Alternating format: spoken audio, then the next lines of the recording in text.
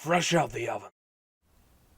What is cracking, everybody? It's megapiemanphd here, and welcome to another Look at My Map video. This time for Payload Midwest Beta 51. 51 beta versions of this map, not including the versions where I've uploaded the map incorrectly, such as instead of uploading the BSP, I uploaded the VMF on the TF2 Maps webpage, but we're not going to talk about that now, are we? Anyway, changes, they're happening. So I'm at a point where this map, for the past couple of versions of the map, or a lot of versions of the map, I've been getting a lot of input from some competitive players from an RGL group, which do competitive TF2. And I've changed the map a lot to try to accommodate them in order to try to find a good middle ground between casual players and competitive players. I could have called this map done a while ago, as I had originally run out of ideas, but I didn't feel that it was good enough, and I wanted to try to figure out why. And the competitive players have helped me try to figure out why, and I've been building the map from there based off of their feedback, as well as trying to keep the casual feedback going from the normal TF2 maps imp tests. So the changes that we've got here for 51, first of all, I did move the lighting around a little bit and some of the detailing around a little bit in order to try to make the map look a little bit more interesting and less in shadow. A lot of it was this upper detail was getting lost in shadow, so I've changed the lighting so it doesn't get lost quite as much. And I was pretty happy with how the map was testing in competitive, and then I tested it in an imp after adding a bunch of optimization improvements, and while nobody seemed to have any issues when it came to optimization and frame rate, the map played weirdly. The first two rounds, Blue didn't manage to capture A, which is over here, which is something that I've never seen happen before. And the third round, when Blue captured A, they just rolled through B, C, and then into D. And that's not very good. So I've made some changes to A. I haven't really touched the rest of the map outside of a little bits of detailing things here and there. I did up the shadows on this thing just so it looks cooler. It's more expensive. Having a lower light map scale does make it more expensive and does make the file size for the map a little bit bigger, but I think it looks cool and it's in a small enough area that it's fine. I still haven't had too many issues when it comes to people complaining about that kind of thing. So far, that's okay. And I did fix over here in this forward spawn. I don't remember, did I talk about this forward spawn before? It's been a while. I probably should put some more lights in here anyway. There was a spawn where people were getting stuck in the wall back here, so I fixed that. And that no longer happens. And I don't know about the forward spawns. So, see, Blue starts over here, they cap A, and then they go over here, and then they cap B, and then they go B's over there, they cap B, and then they go here, which is where Red originally first spawns, and then they cap C, and they go here. A problem that I'm seeing, though, is that there's not a lot of time between B and C for Red to really set up. Now, how I used to have the track go was the track went around this way in order to give Red a bit more time. But I had the spawn room set up differently back then, so it actually ended up being too much time. I'm honestly thinking of putting that route back, of having the track go back around this way in order to give Red more time to build up on C to try to stop just a complete roll going through there.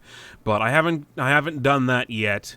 There's still this gate when the cart gets to, like, about here. The gate then opens and it goes through to try and stop people from going through just a little bit too quickly. But yeah, mostly optimizations that you can't see have been a big change, and, well, at least hopefully you don't notice them. And A has been the biggest change. Now, last time I played this, A was just impossible, just about, for Blue to get through. And the Red built up sentries right in this middle area. There used to be a big concrete platform here, but that didn't really get much play for engineers. The idea was this concrete platform would be where the sentries would be nested up, either over here or possibly over here, but they weren't. They were, like, in the middle of the whole area, and there wasn't really anything that Blue could do about it.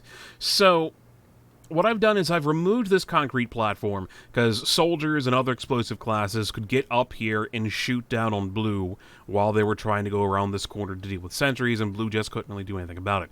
I got rid of the concrete platform, and I added this a little bit of a drop down, so now blue coming around this corner, they no longer have to worry about as much height disadvantage. They now get a little bit of height advantage over people who are down here, and they can use this to go forward and try to attack sentries from over here. They get some cover from the rocks, but a cover from the hills. Spies can also use this as a little spy route to get around behind.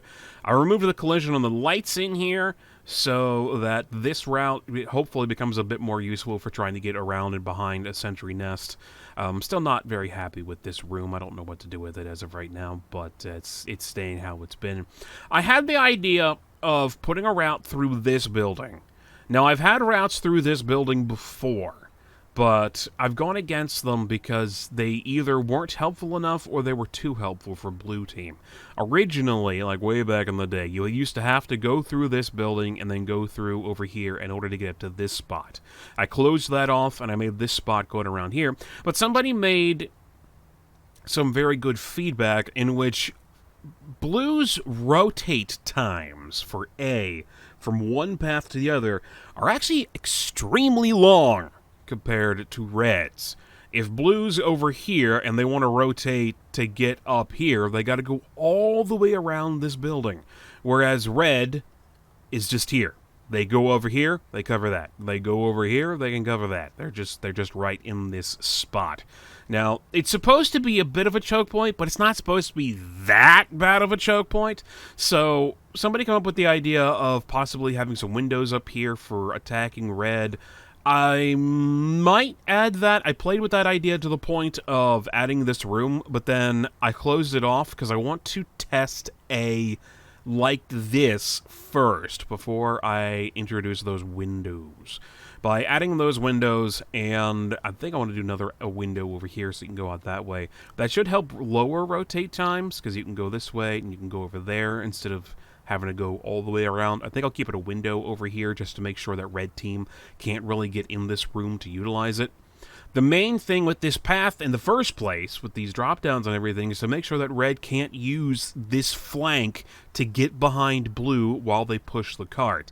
That's part of why it's so far off from the other path as it is, because I was having some trouble previously where red was using that flank to push behind blue. So changing it up stopped that from happening, but now blue's having some issues when it comes to trying to push into A. So we'll have to see how that goes. I also gave blue a bit more high ground over here by raising this building, so they have some high ground when it comes to this area, and they can go up this platform here to have a little bit more high ground. I don't know how much this is actually going to help, but we'll have to see with testing and see if that will helpfully make A less of just a dead-end choke. Because I don't want A point to be a give me, or a gimme, as they say.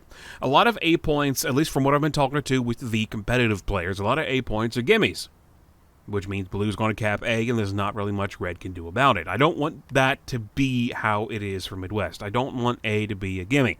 But A does need to be capturable, and so far, if there are some decent sentries built up here with some pretty good engineers keeping their eye on them, there's not a whole heck of a lot blue can do to push through here. So I'm hoping that the dynamic changes with the height variation does a little bit of something. Nobody has fun when a whole round goes by and nobody's captured A point.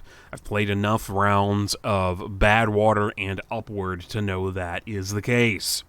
Those maps have especially Badwater, has a tendency to just completely block the front line coming out of blue spawn. Upward, not as bad, but it has had its moments. Barn Blitz doesn't usually have that problem. I'm trying to think of other payload maps. I'm not going to talk about the multi-stage maps. They're a whole different thing.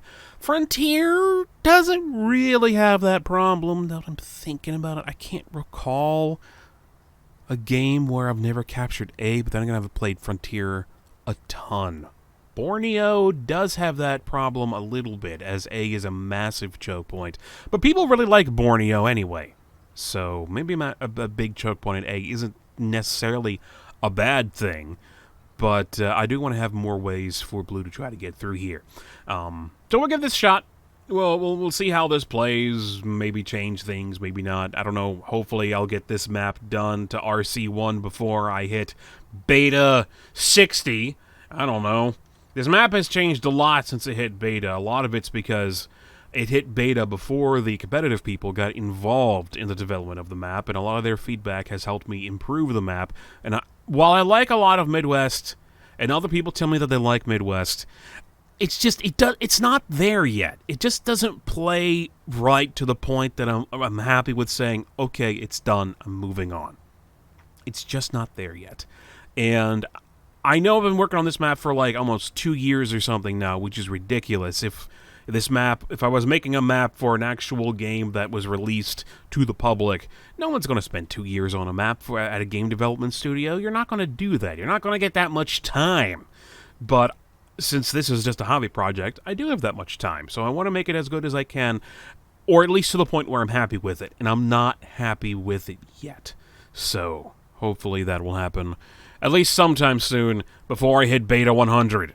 Anyway. Thank you for watching. I'm megapieman. That is all for now. That is something that needs to be fixed.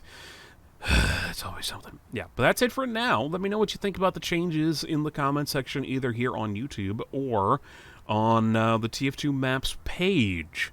Link will be in the description. You can also check out my main channel over at youtube.com/megapiemanphd. This being put up on the second Megapieman channel, which is like Megapieman's second PhD or something like that. I don't remember what I called it. Anyway, yeah, check all that out. Let me know what you think, and I'll talk to you guys later.